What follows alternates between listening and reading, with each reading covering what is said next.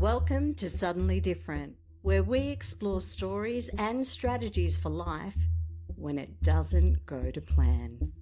I'm Leigh-Anne Charland, inviting you to join me on this journey. Before we begin, a gentle trigger warning. In this episode, we will be speaking about childhood abuse, shame, and trauma. Please listen with care and know that support services are listed in the show notes. Shame isn't something we are born with. It is something we acquire.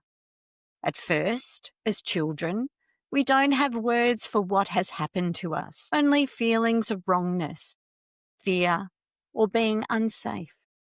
But as we grow, as we gain education and awareness, we look back and reinterpret those events. The more we understand what was taken from us, the deeper the shame can embed, until it becomes a kind of injury to our identity, reinforced by the repetition of later life experiences that seem to confirm those old beliefs. My guest today, Kabinga Mazaba, knows this all too well. Abused as a child, she carried decades of silence and shame. But at nearly 40, she chose to begin unlayering it, to confront her past, to forgive herself, and to slowly reclaim a life of self-love and acceptance. Today, Kabinga is an author, counsellor in training, coach and speaker. But more than that, she is proof that even the deepest layers of shame can be unwrapped and that life after silence is possible. Welcome, Kabinga. Wonderful for you to be here. My pleasure to be here. Let us get into this. And even though I know that your suddenly different moments probably occurred when you were only little, it was likely the adult Kabinga that noticed a suddenly different moment in her thinking when she knew that life could no longer stay the same and that you needed to choose a new way. Can you tell us a little bit about that? My adult, suddenly different moment came when my body collapsed under the weight of secrets I carried for decades. I ended up in an emergency room convinced I was dying. And the reason is that because I believed I carried a curse where every family member in my line dies in their 40s, because my father died at the age of 40, although it was a plane crash. My mother dying when she was 42, nearly 43, and that hit me quite a lot. And I thought that this is my time. But in that hospital bed, I realized the truth that I wasn't dying. I was suffocating under silence, shame, and neglect that I had kept for decades inside my body. And that night I made a choice. Life could no longer stay the same. I had to confront my past or it was going to kill me. And I was so desperately wanting to end that generational trauma of silence or not having honest conversations with my kids, and I wanted that. And throughout my parenting, I did shield my kids from my pain. I did not want to show my kids my pain, what I was going through. So whatever I was going through, I was just pressing it down in my system, and we all know eventually my system couldn't hold it up. And that was a different moment as an adult to say something needed to change. And sometimes that change comes at a price where you have to choose courage. Yes. And choosing courage sometimes has unexpected consequences. Sometimes things disappear from your life and then other things come into your life, don't they? Yes. And sometimes the things that disappear aren't exactly what we thought was going to happen. So knowing that you've chosen that but you still had a physical condition that you needed to look after. And when we make the decision to be courageous and to look at ourselves and look at our lives, it's not simple, is it? No. Right? And it's got a weight of its own. So understanding that you were looking at your shame, I wonder if you're a bit like me. I found that my childhood abuse kept getting reaffirmed by other people's behavior around me. So life incidents that I seem to attract, it just kept being reconfirmed. And so I thought for me that it's all I deserved was to be treated in a certain way and that I had no right to say no, and that I had to surrender kind of to everything that was happening around me, even to the point where I was constantly sexually harassed in work. I just didn't feel safe anywhere. Was that how it was like for you? Oh, yes, yes. It comes at a price where shame is layered, and in the sense that you feel like you're the only one being targeted. It's like you're attracting that. And then you ask yourself, why me? Because take, for example, mine happened at the age when I was 6 by a relative. And my family, that time, of course, fear of what people will think or say, they hid it. They keep it as a secret. So from that early on age, you're introduced to a world of shame and silence. Yes. And now it happens again at the age of 9. Now you're introduced to another identity. You are unworthy. You are not good enough. You're a bad child. And bad things happen to bad kids. And so it's you. So now you internalize that and start thinking even an adult, because we attract what we think or what we do. So now that thinking attracts other perpetrators coming through, always calling you names. Oh, you're ugly, you're unworthy. Now you are trying to connect dots. I am not beautiful or loved, and I'm being targeted because they knew what happened to me. They must have known, even if they do not know. So it's like you're walking with fingers pointing at you constantly, those invisible fingers, but yet they are just in you. And you find that now as you grow up, those fingers are still on you. You're walking with a stamp on your head, failure, loser. You're not good enough. And I felt, especially when I reached my teenage age, that when I understood now the meaning of abuse, now it hit me really deep. I felt not comfortable in my own skin. And you find now, if your self-worth and your confidence is on there, people still target you because you have no voice. Yes. So you feel like you're attracting that over and over and over. Yeah. Yes. And then I know for me, in that teenage period of time when I was learning how, in puberty, I was learning how to be a woman and had that normal experience of wanting to attract somebody to like me. I found that I was over generous. Like I just was.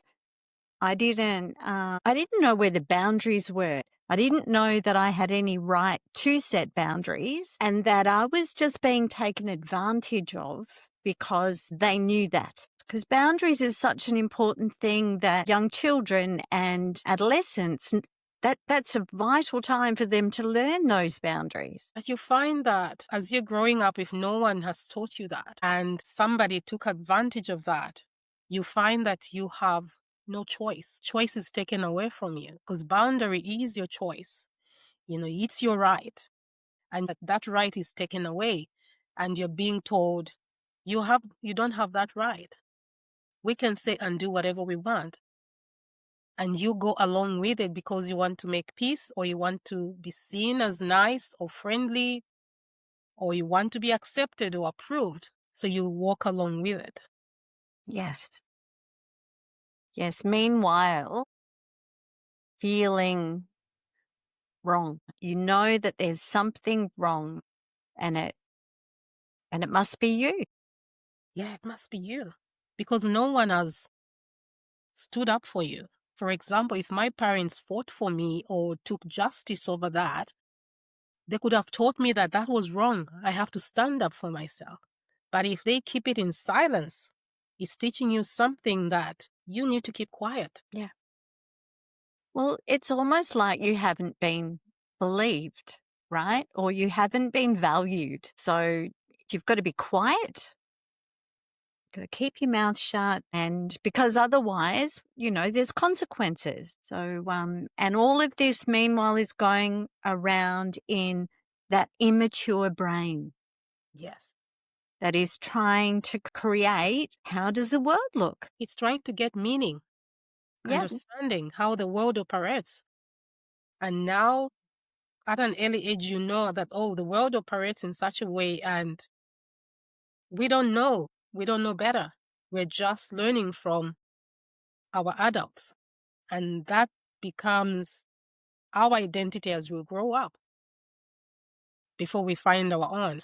And it can be quite challenging to shift that identity into a new one. And I suppose that is why the time that we're living in now, there is so much more awareness and so much more conversation around the impact of shame on the psyche of the human, that we are able to do something about it.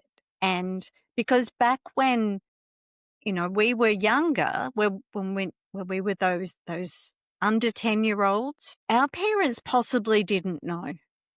They didn't understand the psychological impact. They probably were even feeling shame in themselves because it had occurred to somebody they love. And also it brought guilt in them. Like, where was I? I didn't do any better. So they have to live with that as well. Yes. Yeah. And oftentimes it's a generational cycle, which, that one of my life's work has been to break generational cycles within my family so that it just doesn't happen. And that was the big thing which I wanted to do, because I felt I was robbed from my childhood, that I didn't get to enjoy it as much. And I wanted to give my kids the childhood I missed, where I could have conversations with them, honest conversation, tell them this is wrong, tell them when somebody says this or that, don't believe them, this is what it is. So I started having honest conversation even when they're growing up, how their body changes. I wanted them to hear from me before they learned it at school. In that way, I'm having that trust conversation where they feel free and safe to speak to me at any topic they can have. And I believe I've done that. And that's one of my biggest achievements. I feel so proud that I'm able to communicate with my kids at an open level. And they are comfortable in me to come to me and say, Mom, this is what's happening. And that is what I missed out. Yeah. So that is one of the doors that you've stepped through that a number of people don't.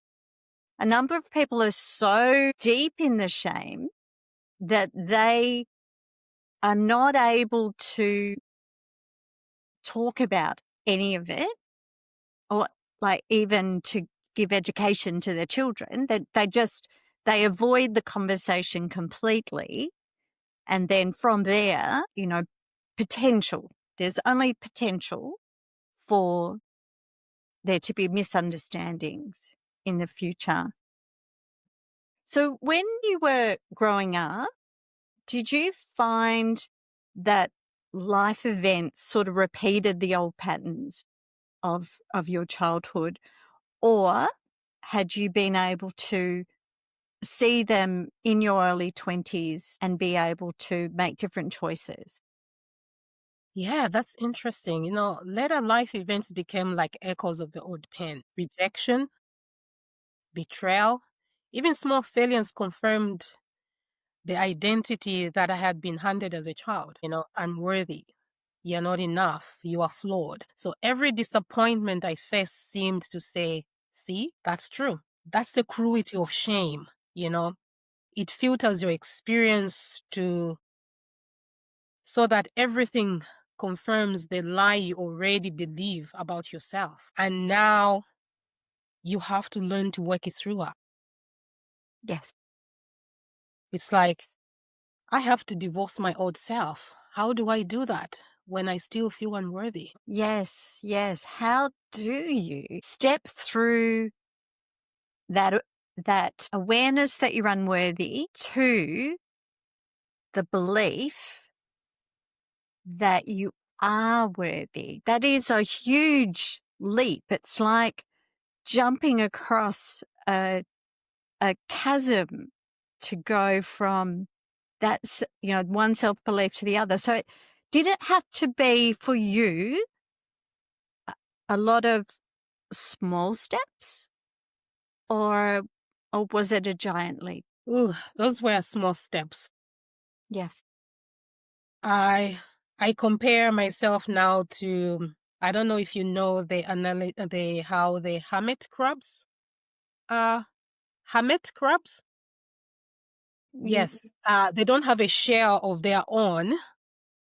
They borrow shells just to hide in. Right. Yes. So the more they start growing bigger, the shell becomes smaller for them. And if they don't change into a bigger shell, they can get suffocated and die in there. So Right. their job now is to move from that shell, point A, look at the shell far away across the sea, and you have to spot a shell where you're going to fit into a bigger shell because they can go up to they can big. Right. So now looking at us humans, you're coming from point A in that shell of trauma, of shame, of I'm not worthy, I'm not good enough. Now, it no longer saves you, it suffocates you. You have to change. Something has to shift, and it takes courage for you just to alter even a small step to speak to someone and say, I'm going through this. You're going to find a trusted somebody says, I'm going through this. I can't fit no longer in this or else it's going to take me down. And Yes. now you're going to spot, where you go. You Yes. know the kind of life you want to live. So in that range, it comes in a point where I have to make a choice. Everything is about a choice. Do I stay in this shell that no longer gives me life, purpose, and pleasure? Or do I step and look for that shell that is going to make me grow, enjoy life despite of what I've been through?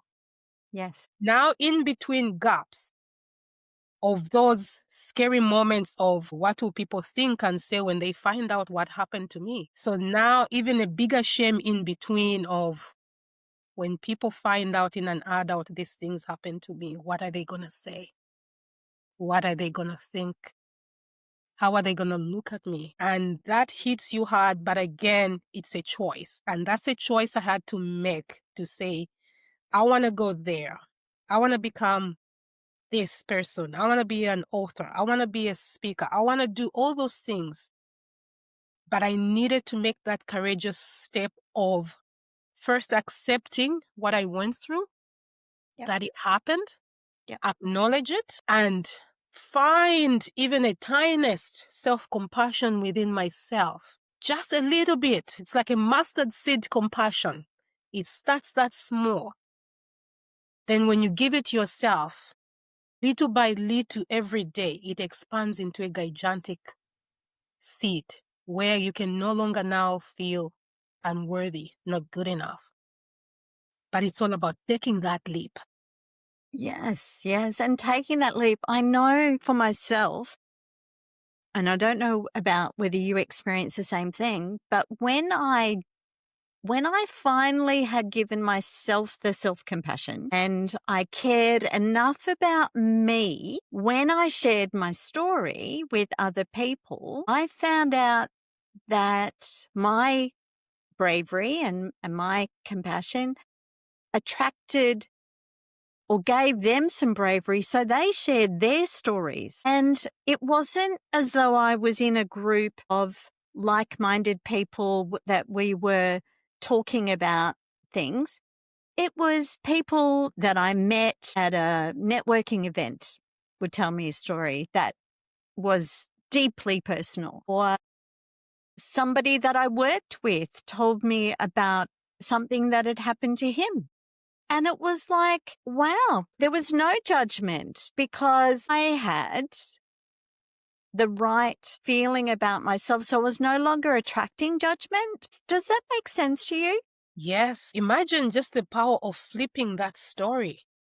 Now Yes. imagine being around people who, or even just imagine you yourself just coming out, just that brave step of sharing your story. You open up another way to somebody else. And that's what I made. I made it a decision that I'm going to share my story. And my story is not about pain anymore. It's about resilience and rising up. Yes.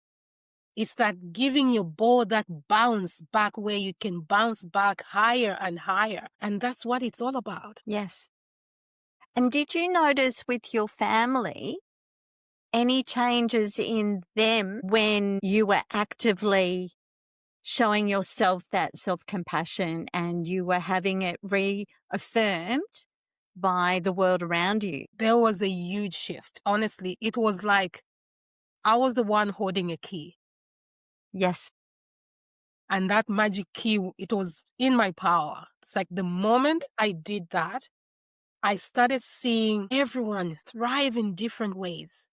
You know, it's like I was holding everyone behind because my pain as a mother, you carry so much, and you carry this love, but again, people can feel the pull from that. Now, when you release that pull, it's like everyone is free to do whatever they want. It's like you've opened that magic key.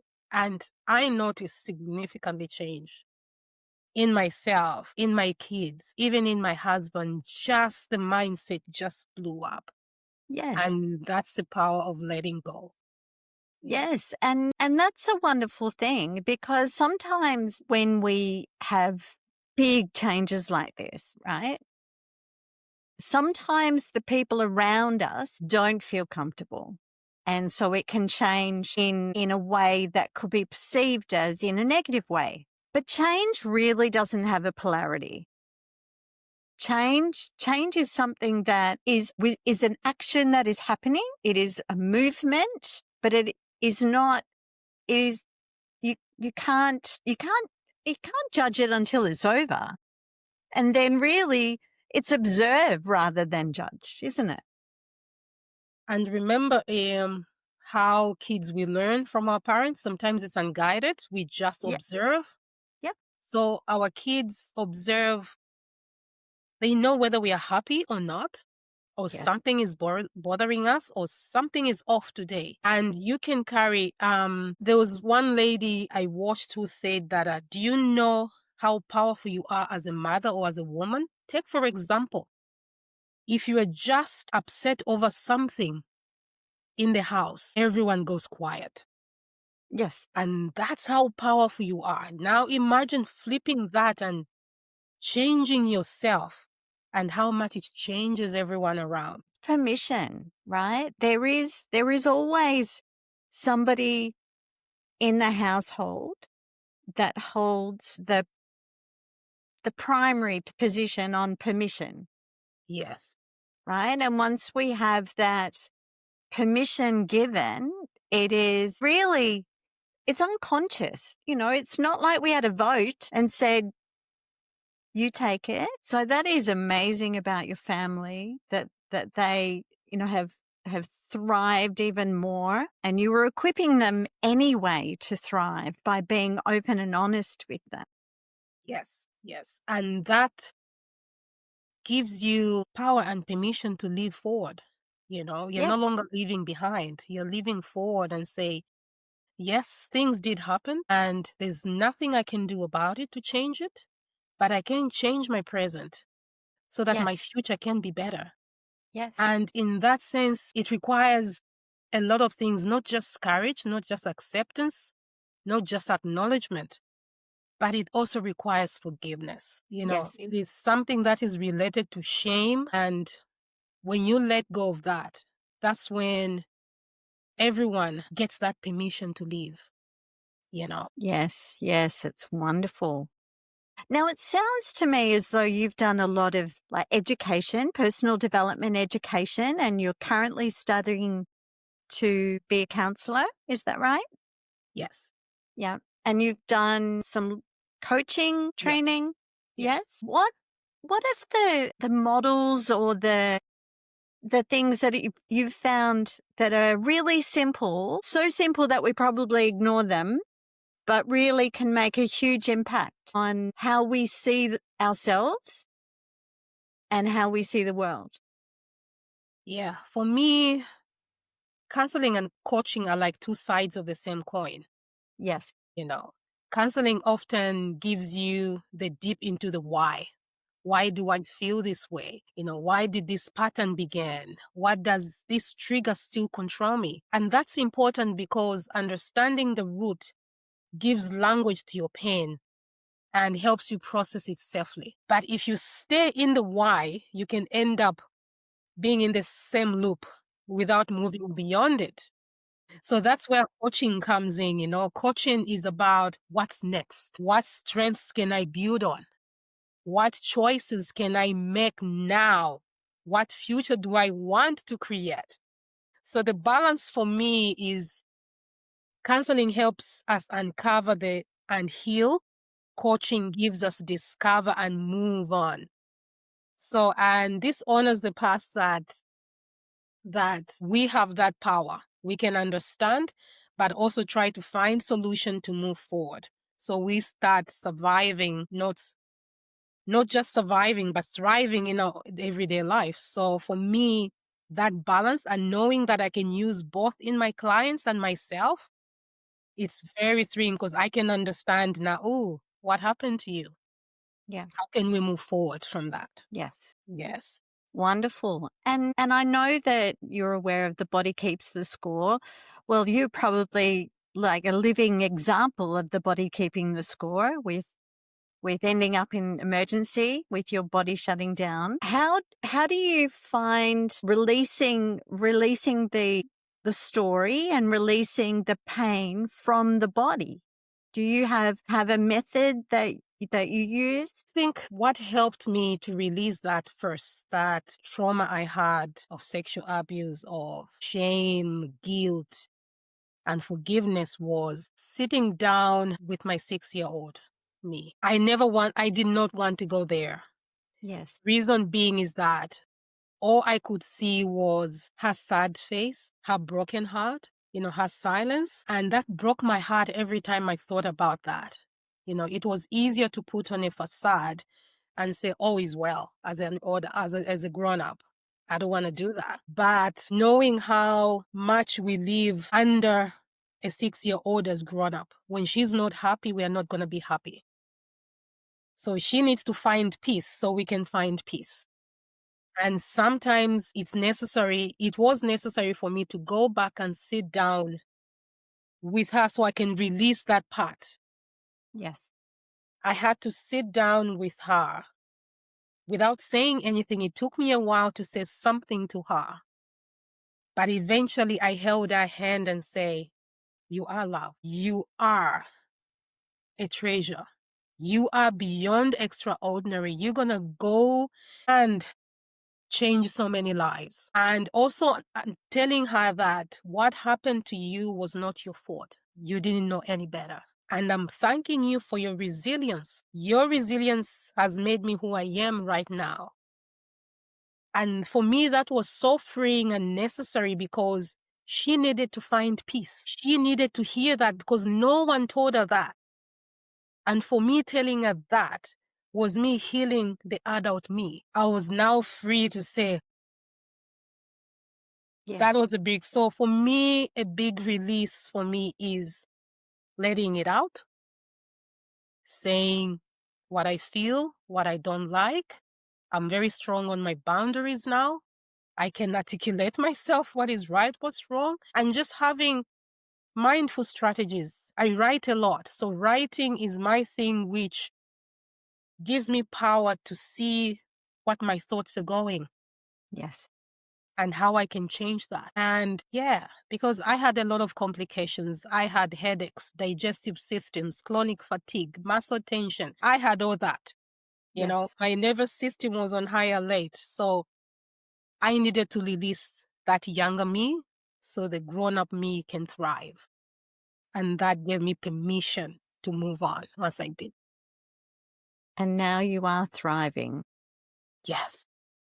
which is so important. And you so generously are sharing your story, and you are sharing your advice and your ear to listen, to listen. I like to think of listening through my heart, right? It's like, who said that, this thing sticking out from my head is the only thing that can listen?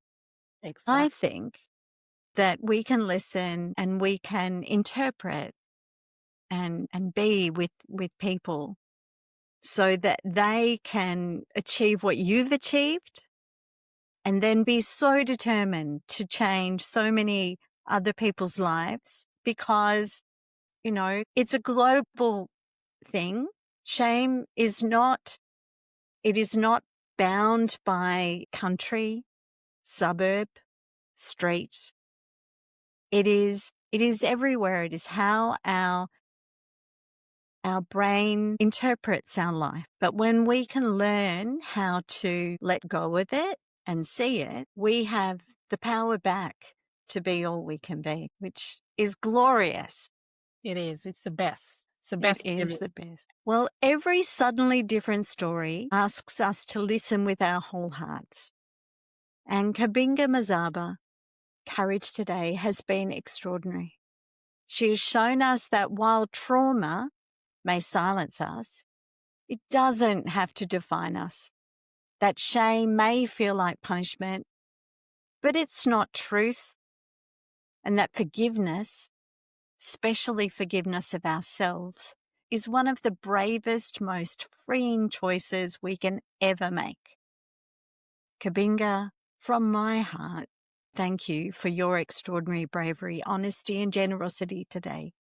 You are a champion for every survivor who has ever told their voice doesn't matter. And to you, our listeners, if Kabinga's story touched something in you, please know that you're not alone.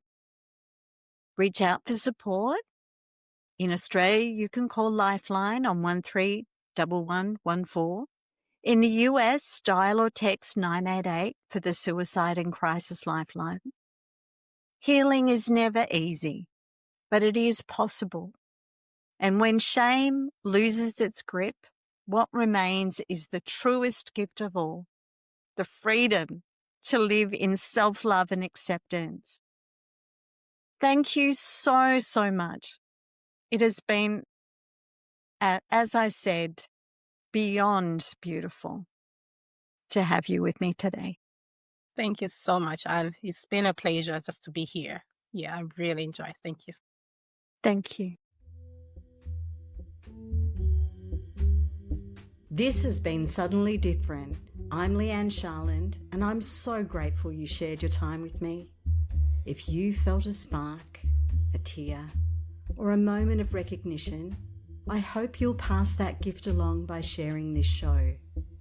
Take a deep breath, trust your path, and I'll meet you back here soon.